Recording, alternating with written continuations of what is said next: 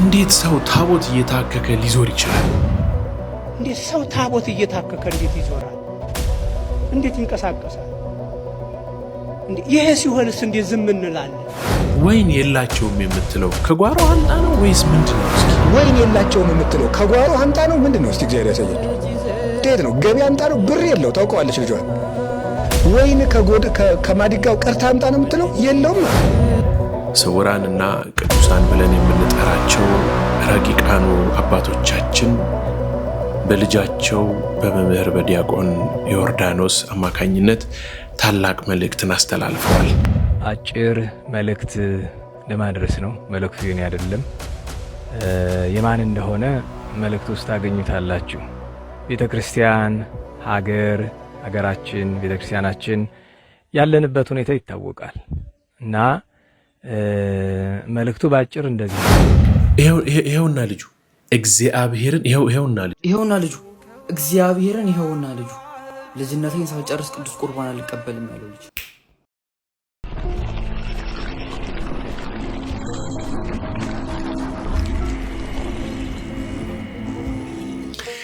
ሰላም ጤናን ፍቅርንና በረከትን አንድ ላይ አድርጎ ይስጥልን። ውድ የተከበራችሁና የተወደዳችሁ የክርስቶስ ቤተሰቦች እንዲሁም የማምላክ የወላዲተ አምላክ የአስራትና የአደራ ልጆች እንዴት አላችሁ?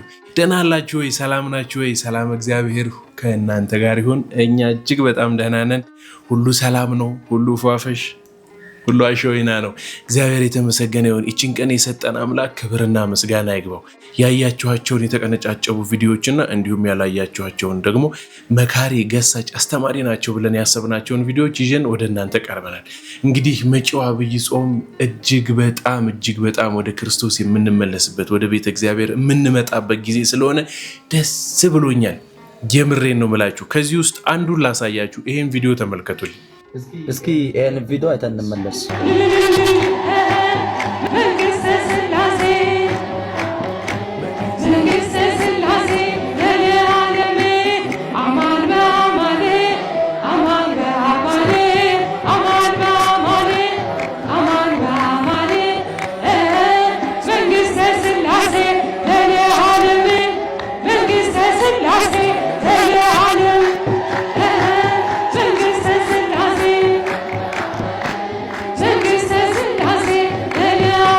ታቻለ ይሄን ቪዲዮ በጣም ደስ አይልም ኦርቶዶክሳውያን?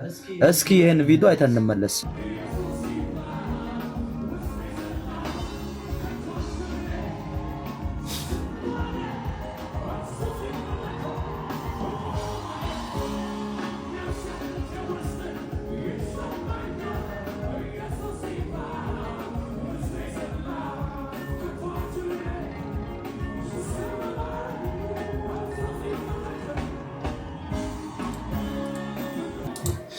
ከበሮ ሲያዩት ያምር ሲይዙት ያደናግርን። በቃ በግልጽ በእርግጥ መደናገርም አይደለም የዚህ መፍዘዝ ነው። እንዴት እንደሚመታ እንኳን በቅጡ ሳታውቁት ነው እንዲህ ያለውን ከበሮ በአንገታችሁ አጥልቃችሁ ትርጉሙ ምን እንደሆነ እንኳን ሳይገባችሁ ያላችሁት። አብይ ጾም መምጣቱን አስመልክቶ ብዬ የነገርኳችሁ ቪዲዮ ዋናው ሀሳብ ይሄ አይደለም። ሁለተኛ የሰራው የዚሁ ልጅ ቪዲዮ በነገራችን ላይ ፕሮቴስታንት ነው ይሄ ልጅና ምኑ ደስ ብሎ የመሰላችሁ ፕሮቴስታንት ሆኖ ለማነጻጸር የሞከረበት መንገድ ቆንጆ መስሎ ስለታየኝ ነው። ታስታውሳላችሁ በደቡብ ክልል ወላይታ ውስጥ ይመስለኛል ሶዶ አንድ ፓስተር ሙሉ ክሩን ሙሉ የሃይማኖቱን ተከታዮች ሰብስቦ ወደ ቅድስቲቱ ቤተክርስቲያን ወደ እጀ ሰፊዋ ያደ በስማ ምንም በቃኝ ጠገብኩ ሞልቶብኛል እናንተን አልፈልጋችሁም የምፈልገውን ብቻ አግኝቻለሁ ከዚህ በኋላ አታስፈልጉኝም ምናምን ወደማትነጥፈው እናት ቅድስት ቤተክርስቲያን ተመልሷል። እና ይሄ ልጅ ሁለተኛ ያጋራው ቪዲዮ በጣም ደስ ብሎኝ ነው ያየሁት። እሱንም ላሳያችሁ ስለፈለኩ ነው። ታዲያ እናንተ እስከዛው ድረስ ሰብስክራይብ ምትለዋን በተንኩ። በጣም በሚገርማችሁ ሁኔታ እዚህ ጋር በማስቀምጥላችሁ በዚህ መሰረት አናላይቲክስ ውስጥ እየገባን ስናየው ከ57% በላይ የሆናችሁ ሰዎች ሰብስክራይብ ሳታረጉ ነው የምታዩትና ለምንድነው ሰብስክራይብ ማታደርጉት? ግን ሰብስክራይብ ለምንድነው ማታደርጉት? ሰብስክራይብ የምትለውን በተን ጫን አለ አቤል ብርሃኑ። ሁለተኛውን ቪዲዮ ላሳያችሁ። እስኪ ይሄን ቪዲዮ አይተን እንመለስ ወዳጆቼ። ለቆኛ ድካሜ ተራመድኩኝ ቆሜ የሰማዩን መና አንተን በላሁና ቅደምልኝ ውዴ ሁሌ በመንገዴ ሳልገባ ክርስቴ እንዳይረታኝ። አይታችኋል ይሄን ቪዲዮ? ለክርስቶስ ነው የተዘመረው። ስርዓቱ ህጉ በጣም ደስ የሚል ነው። እስኪ ይሄን ቪዲዮ አይተን እንመለስ።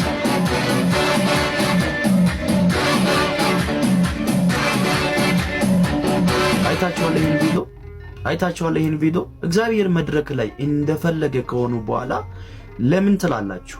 እኔ በደም ግልጹን ልንገራችሁ፣ በደም ስሙ። የክርስቶስ መድረክ በዚህ ልክ በኔ ዘመን አይቃለልም። ምንድነው መሰላችሁ? ያው ኖርማሊ ውስጥ ያሉ ሰዎችም ጭምር እየተቃወሟቸው ነው። ለምን? በእንደዚህ አይነት መልኩ ክርስቶስ ስለማይከብር ትክክልም ስላልሆነ ማለት በየብሔሩ በየሀገሩ በራሳቸው ባህላዊ ሙዚቃና ጭፈራ ይጨፍሩና ላባቸውን አፍስሰው ጥማቸውን አርክተው ልበላችሁ የዳንስ ከዛ ለኢየሱስ ነው የሚል ነገር እያመጡባቸው ስለሆነ ነው። ወንድማችን ቆንጆ አድርጎ ነው እንግዲህ የገለጸው። ይሄ የጀመርከው ይሄ የነካካው እቺ ጎንበስ ቤተክርስቲያን ቅድስቲቱ ጋር ለመምጣት ነው ብለን እንተረጉምልሃለን። እጇ ሰፊ ነው እንዳልኩ መጀመሪያም ነግሬሃለሁና ቆንጆ ነው። እግዚአብሔር ያክብርልን። እንግዲህ አሁን ያው የጾምም ወቅት ምናምን አይደለ፣ ወደፊታችን እንግዲህ ልንገባ አይደለ፣ ዋዜማው ላይ ነው ያለነው፣ ቅበላ ላይ ነው ያለነውና አንድ ወንድማችን ያደረገው ነገር ደስ ስላለኝ ወደ እናንተ አምጥቼላችኋለሁኝ። ሁላችንም ምን ነን ብለን የምናየው ስለሆነ ማለት ነው። ይኸውና ልጁ እግዚአብሔርን ይኸውና ልጁ ልጅነቴን ሳልጨርስ ቅዱስ ቁርባን አልቀበልም ያለው ልጅ፣ ለካህን ኃጢአቴን ለመናገር አፍራለሁ ያለው ልጅ፣ ነጠላ ለብሼ ቤተክርስቲያን ለማስቀደስ ሲሄድ ጓደኞቼ ይስቁብኛል ያለው ልጅ ይኸው ራሱ። ሰው ምንም ስላለክ ምንም አይምሰልክ። ነጠላ የኦርቶዶክስ መገለጫችን። ካህን ኃጢአታችንን ካልተናገርን ለማን እንናዘዛለን? ስጋው ደሙን ካልተቀበልን ማን ይቀበልልናል? እሺ ጌታችን ተሰቅሎ ለኛ ስጋውና ደሙን አፈሰሰልን፣ ቆረሰልን። እሺ እኛስ አንቀበል? እሺ እኛስ ለማን የተሰጠው? ለሁላችን የሞተው ሁላችንንም ነው ያዳነው የፈወሰው። በመስቀል ላይ ሲውል ለእከሌያውያን ለእነ እከሌም ለእከሊትም ተብሎ አይደለም። ለጋሼ ለአቡሽ ለወጣቱ ለሴት ለወንዱ ምናምን አይደለም። በእጁ ለተፈጠሩ ሰው ተብለው ለተሰሩ ፍጥረታት በሙሉ ነው። እስራኤላዊ፣ ህንዳዊ፣ ኢትዮጵያዊ፣ ኬንያ፣ ቻይናዊ ምናምን ቅብርጥስ የሚባል ነገር የለም።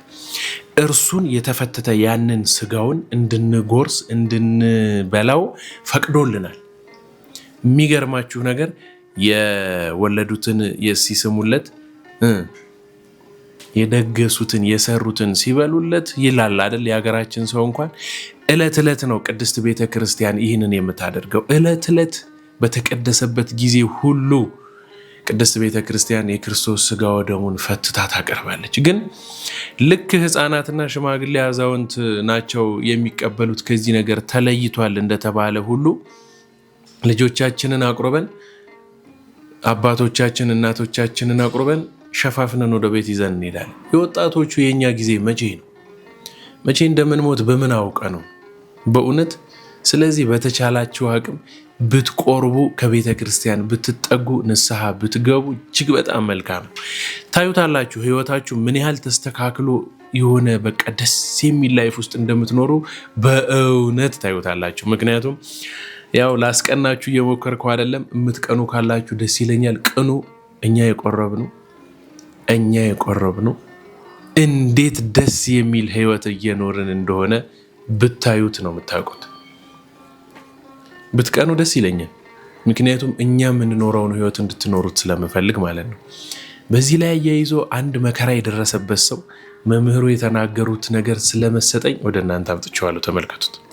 ለቅዳሴ በጣም የሚጓጓ የሚቸኩል የሚናፍቅ አስቀድሶ ቆርቦ ማይረካ እዚያው ቤተ መቅደስ ሙሉ ቀን ቢውል ደስ የሚለው ሰው ነበረ እና ለቤተ ክርስቲያን ለጸሎት ከገባባት ቅጽበት ጀምሮ ለሰከንድም ተቀምጦ አያውቅም። ቆሞ ነው የሚጨርሰው።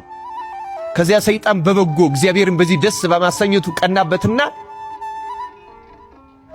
ደዌ አምጥቶ መታው። እግዚአብሔርም ልክ ኢዮብን እንደፈቀደለት ፈቀደለትና ወገቡን ቆርጦ የሚጥል የአከርካሪ ካንሰር አምጥቶ መታውና ሽባ ሆኖ ቤቱ ቁጭ አለ። ይገርማቸው እና ሽባ ሆኖ ሲቀመጥ ስለምንም ነገር አላለቀሰም። የሚያለቅሰው ቆሜ ማስቀደስ አቃተኝ ብሎ ነበር የሚያለቅሰው። ታውቃላችሁ? በዊልቸር ይዘውት ይሄዳሉ፣ ያለቅሳል። አንድ ቀን እባካችሁ ናፈቀኝ፣ በሌሊት ውሰዱኝ፣ የሚወስደው አጣ።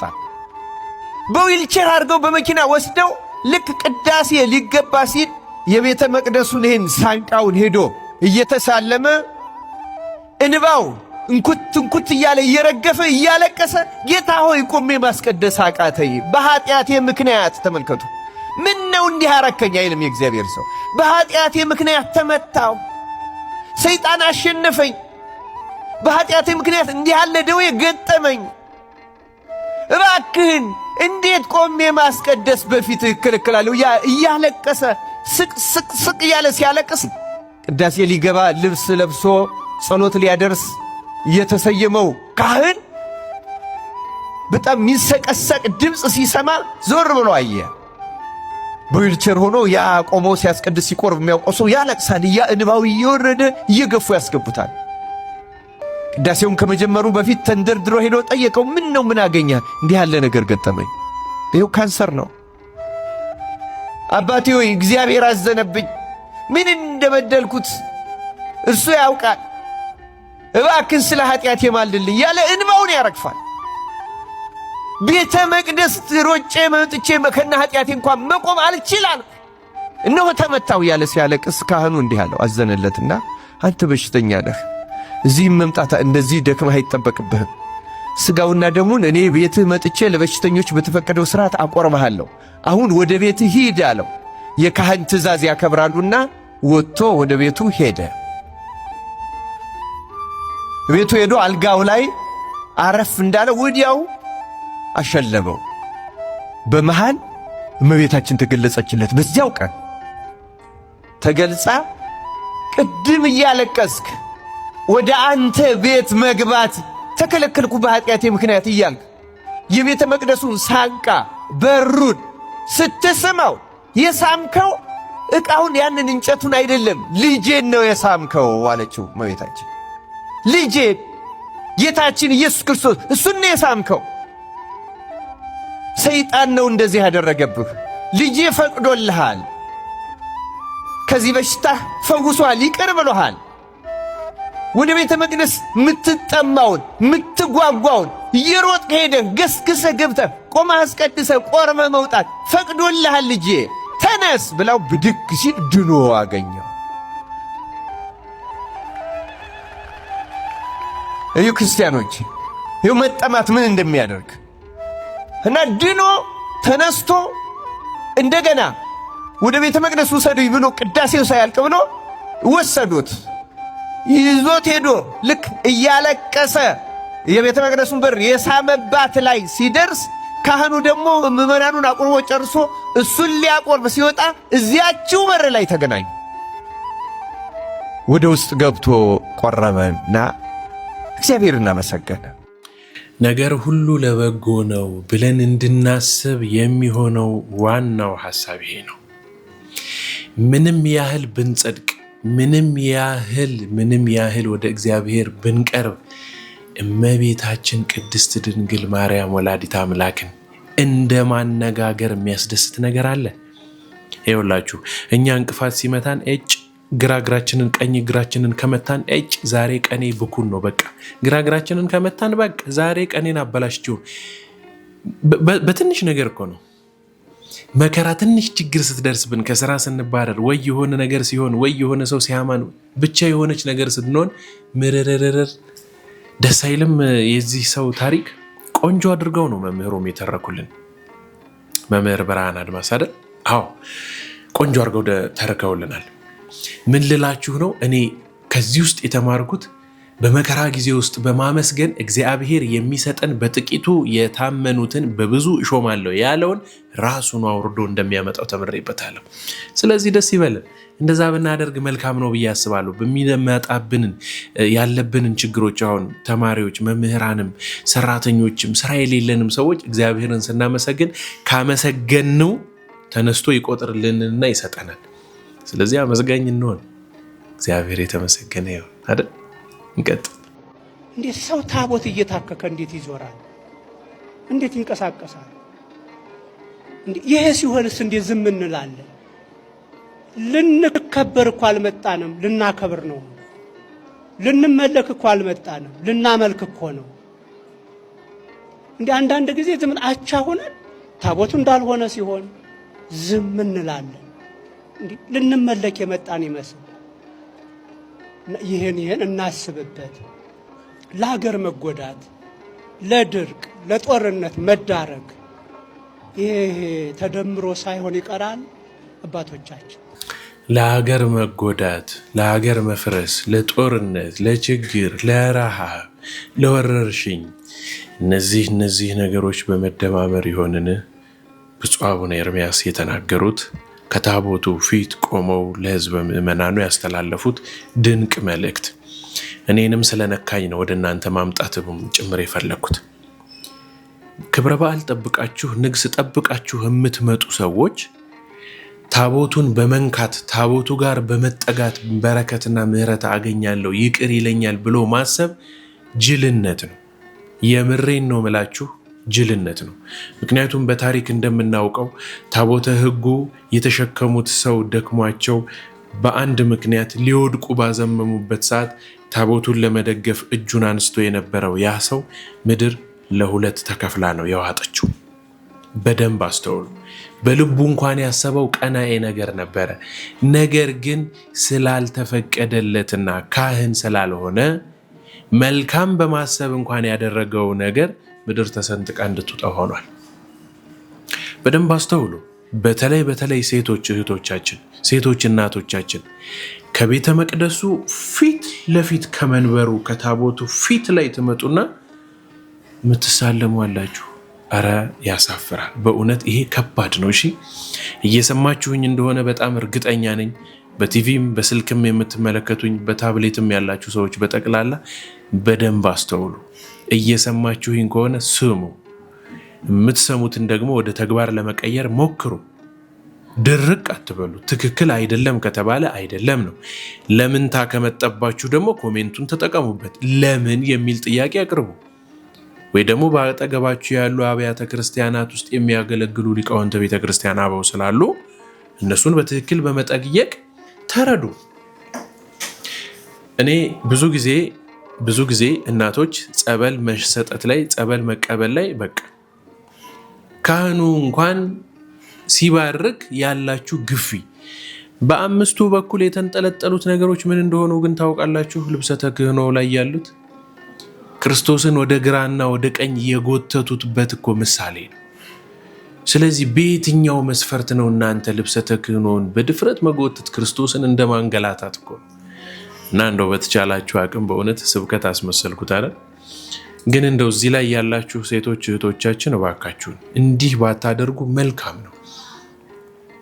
እመቤታችን አሉ አባ ገብረ ኪዳን፣ እመቤታችን ቅድስት ድንግል ማርያም ታቅፋው እያለቀሰ ጡቶቿን ሰጥታው ጠብቶ የጠገበ የሚራብ የተራበ ሲርበው እያለቀሰ የሚለምናትን ስትሄድ ጨርቋን ልብሷን ይዞ እየተከተለ ድክ ድክ የሚለውን ልጇን በዶኪማስ ጓዳ ተገኝታ ወይን እኮ አልቆባቸዋል ብላ እንዲሞላላቸው የጠየቀችውን ታሪክ ሳስታውስ እጅግ በጣም ነው የሚገርመኝ። አባ ገብረ ኪዳን ያሉትን ላሰማችሁ። ወይን የላቸውም የምትለው ከጓሮ አምጣ ነው ምንድን ነው? እስቲ እግዚአብሔር ያሳያችሁ። እንዴት ነው? ገቢ አምጣ ነው? ብር የለው ታውቀዋለች ልጇን። ወይን ከማዲጋው ቀርታ አምጣ ነው የምትለው? የለውማ። ምንድን ነው የምትለው? ምን አንተ ሁሉን ቻይ ልጅ አይደለህ እንዴ አለችው። እኔ አጥብታ ያሳደገችውን ልጇን የምታምን እማውቅናት ድንግል ማርያም ብቻ ነው። በእርግጥ ሌላ እናትም የለችም። እርቦት ሲለምነው የምታውቀውን ልጅ አምላክ ነው ብሎ መቀበል እንዴት ያለ አይምሮ ነው!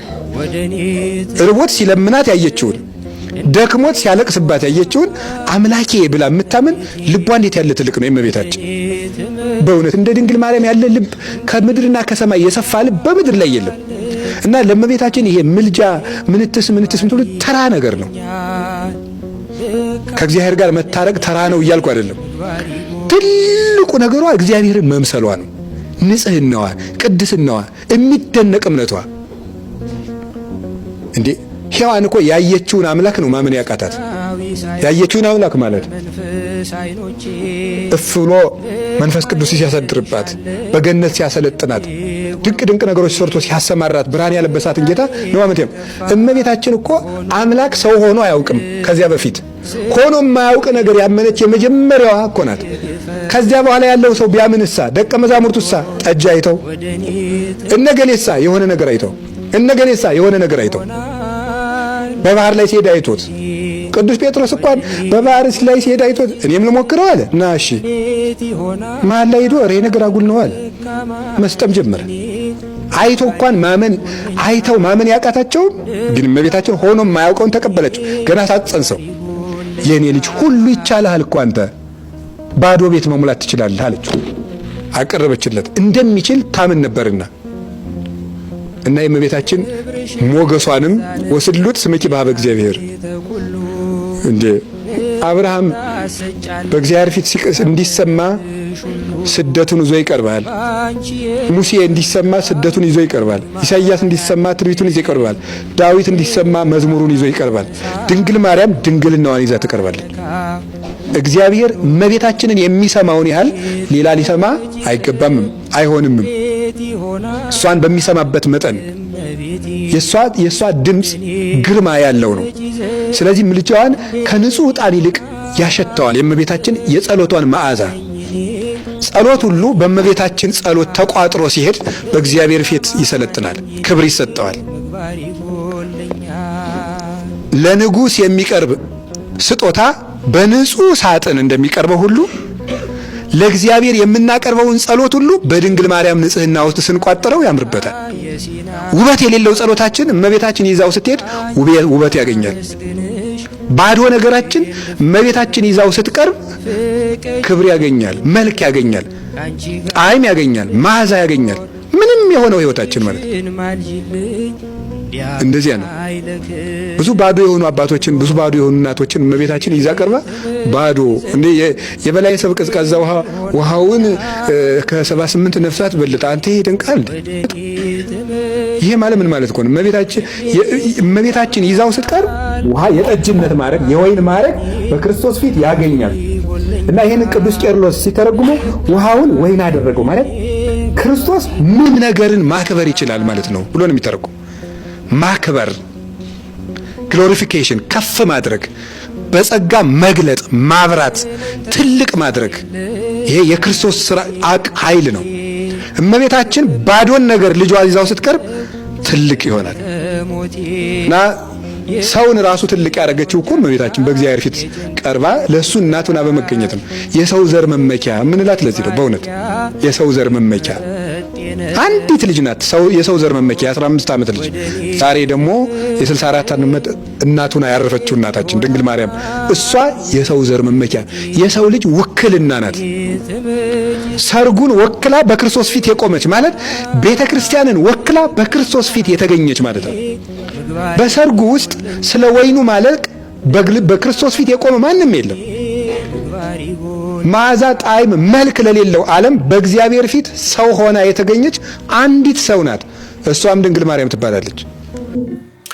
እመቤታችን ንጽሕተ ንጹሐን ቅድስተ ቅዱሳን የወለላይቱ እመቤት የሌለቻችሁ ሰዎች ግን እንደው ባካችሁን በእውነት ልቦናችሁን ታስተካክልላችሁ። እዚህ ላይ ምንም እኮ መጨመር አንችልም። ምን ብዬ ብጨምር ምንስ ትሰሙኛላችሁ አይደል እንዴ? እና አባ ገብረ ኪዳን ቆንጆ አድርገው ነው የነገሩንና በእውነት እጅግ በጣም አድርጌ አመሰግናለሁ።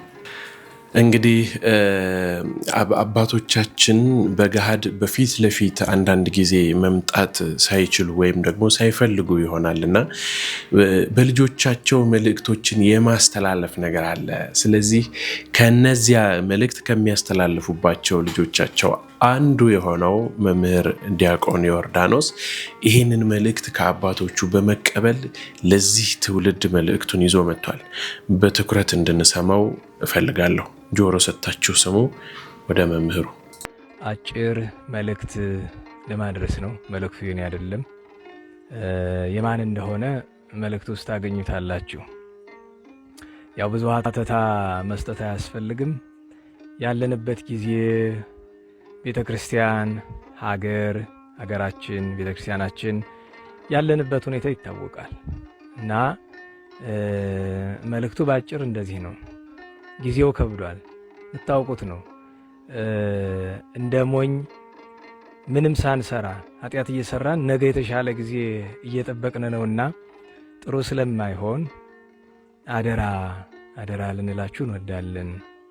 በኖህ ዘመን የነበሩ ሰዎች ጥፋት አይናቸው እያየ እግራቸውን ውሃው እየወጣ እንግዲህ በሰባት አንቀይት ከሰባት ምንጭ እየወጣ ቁርጭምጭሚታቸው ሲደርስም ይዘፍኑ ነበረ። አጉልበታቸው ደርሶም ይዘፍኑ ነበረ።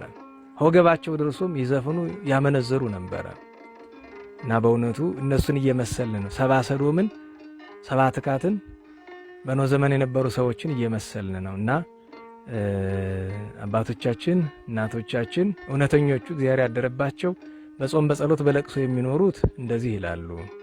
እባካችሁ አሁን ከሰኞ ጀምሮ ነነዌ ነው፣ ጾመ ነነዌ ናት እና ይችን ጾመ ነነዌን ይዛችሁ አብይ ጾምን አክላችሁ ንስሐ ግቡ፣ ሱባኤ ያዙ፣ ጾሙ፣ ጸልዩ። በተለይ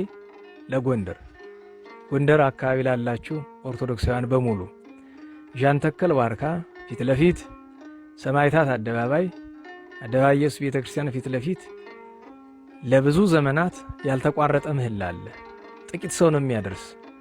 ታስታውሱ እንደሆነ ከ4 ወይ ከ5 ዓመት በፊት ጥሩ ተደርጎ ምህላ የከተማው ሰው አንዱ ነው ያደርስ ነበርና ያችን ድገሙ። እንደዚያው ጊዜ አድርጉ ባካችሁ። የጎንደር የአክሱም እና አንዳንድ ትልልቅ ስፍራዎች ምህላ ለሀገር ይተርፋል፣ ለዓለምም ይተርፋል እና ውደቁ፣ ተነሱ፣ በእግዚአብሔር ፊት ባካችሁ እንውደቅ፣ እንነሳ ነው። ከዚህ በላይ በጣም በዝርዝር ነገሮችን ሄዶ ለመናገር መሞከር የማይሆን ነገር ነው በእውነቱ። እሱን ማወቅ ይገባል እና እንዳልኩት ዝርዝሩን ለመነጋገር አይመች። መጽሐፍ እንደሚል እስመ ይኮነ ይዜ ጊዜው፣ አሁን ለመነጋገር ጊዜው አይደለም። ግን በአጠቃላዩ ስለ ሀገር፣ ስለ ቤተ ክርስቲያን እየሆነ ስላለው ወደፊትም ስለሚሆነው እባካችሁ ምህላን ያዝ፣ ምህላ ያዙ። የምትችሉ በጎንደር ያላችሁ እዚህ ጃንተከል የሚደረሰው ምህላ ኑና ተሳተፉ። ኑና እግዚአብሔርን እንለምን።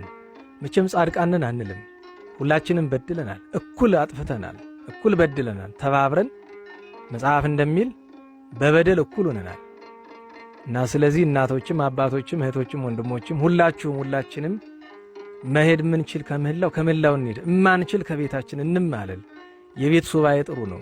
እግዚአብሔርን አዎ በድለናል፣ አጥፍተናል፣ በሰባት 70 ጊዜ በድለናል። አዎ አንተ ግን ትዕግሥትህ ከተራራ ይገዝፋል፣ ቸርነትህ ከውቅያኖስ ይሰፋል። እባክህ ይቅር በለን፣ እንደ ኃጢአታችን አትፍረድብን እንበለው። ይህንን ተርታ ቃል ነው ብላችሁ ካሰባችሁት እናንተ ታውቃላችሁ። እንግዲህ እኔ አድርስ የተባልኩትን ስለ ሀገር፣ ስለ ቤተ ክርስቲያን የሚያለቅሱ ከሰው የማይደርሱ የሚወድቁ የሚነሱ ስለ ሀገር፣ ስለ ቤተ ክርስቲያን አባቶች እናቶች በል ብለውኛል። መልእክታቸው ደግሞ ከእግዚአብሔር እንደሆነ ያውቃለሁ፣ እረዳለሁ፣ እርግጠኛ ነኝ ከእግዚአብሔር እንደሆነ። እንዳልኳችሁ ዝርዝሩን አንነጋገርም። ግን እንኳን እንዲህ ባለው ጊዜ ባዘቦት በመደበኛው ጊዜስ ወደ እግዚአብሔር ቢጮሁት ቢያለቅሱት ቢማለሉት ይጎዳል? ማንን ይጎዳል?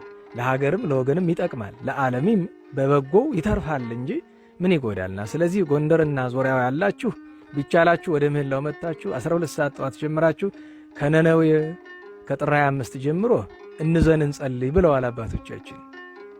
የማይቻላችሁ በቤታችሁ በጧት በማታ እግዚአብሔርን ምህረት ለምኑ፣ ንስሐ ግቡ፣ ንስሐ እንግባ ብለዋል።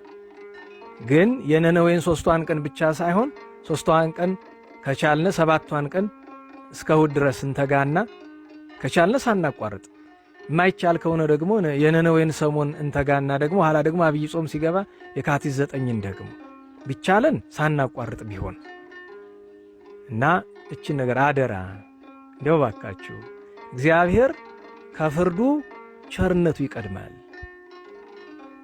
እድገምላችሁ ከፍርዱ ቸርነቱ ይቀድማል። ስለዚህ ቸርነቱን እንለምነው። ግን ቸርነቱን እግዚአብሔር ለማይሻ አይሰጥም። መሻታችን የሚታወቀው ንስሐ ስንገባ እግዚአብሔርን ስናለቅስ በፊቱ ስንለምነው ነው። አለያ ቸርነትን አልፈለግናትም፣ ወደ ፍርድህ ተመለስ፣ ፍርድህን ላክ ማለት ነው የሚሆነው። ስለዚህ እችን አደራ እንላለን። ሌላውን ነገር እንቶ ጠቡን፣ አለመስማማቱን፣ ግርግሩን እናቆየው። እስቲ እንዘን፣ እንጸልይ፣ ምህላ እንግባ። በእውነቱ እችን አደራ ለማለት ነው። መቼስ እኔ ብዙ ጊዜ በእንደዚህ አይነት ነገር አልናገርም፣ ዝም ነምን። ለምን አንዳንድ ሰው ሰምቶ መዘበቻ ያደርገውና ደግሞ የበለጠ ይጎዳል። ያ እንዳይሆን ነው። አባቶቻችን የእናቶቻችን ፈጣሪ ሰምተን ተግባራዊ የምናደርግበትን ለበወ ልቡና ያድለን። ስለ አማላጅነታቸው ይማረን። እመቤታችን ረድኤቷ ሁላችን ይጠብቀን። እችን አደራ ለማለት ነው። ለእግዚአብሔር ለአምላካችን እንደ አምላክነቱ ለእመቤታችን ወላዲተ አምላክ ስለሆነች ለቅዱሳን ሁሉ ክብር ምስጋና ይሁን። አሜን አሜን። መምህራችን እንግዲህ አሜን ብለናል። መልእክቱን በትክክል የሰማችሁ ይመስለኛል። አድምጠናል። የምንማርበት የምንቀየርበት ልብ የምናደርግበት እንዲሆን እመኛለሁኝ እና ከእንደነዚህ ካሉ መምህራኖች የምናገኘው ትምህርት ወይም ደግሞ እውቀት ያኖረናል፣ ይጠቅመናል። የምንሰራበት የምንተገብረው ከሆነ ደግሞ ያጸድቀናል። ስለዚህ እነዚህን አይነት መምህራኖች ስናገኝ በእውነት ትኩረት ሰጥተን ብንሰማ መልካም ነው ብዬ አምናለሁኝ። እንግዲህ ተዘጋጅተው የቀረቡላችሁ ቪዲዮዎች በዛሬው ዕለት ይሄንን ይመስላሉ። በሌላ ጊዜ ዳግም ተገናኝተን እስከምንማማር ድረስ ቸሩ እግዚአብሔር አምላካችን ሀገራችን ኢትዮጵያን፣ ሃይማኖታችን ኦርቶዶክስ ተዋሕዶ ቤተክርስቲያንን እቅፍ ድግፍ አድርጎ ይጠብቅልን። ወስብሐት ለእግዚአብሔር። ሰላም ቆዩኝ። ቻው።